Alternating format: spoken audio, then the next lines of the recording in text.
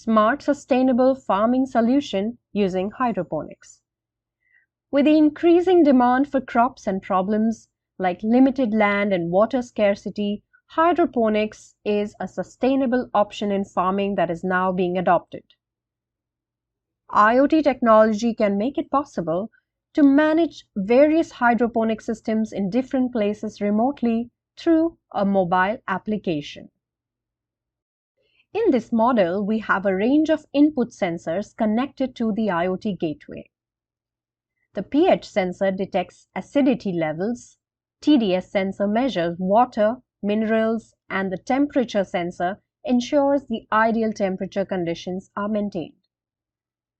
Output devices such as cameras can provide real-time plant visuals. To maintain an ideal environment, grow lights can also be remotely controlled. All the data from input devices seamlessly connected and is accessible using IoT. The added feature of real-time camera images gives us a visual insight into a plant's health and growth. Imagine the possibilities of large-scale farming with precise monitoring and control.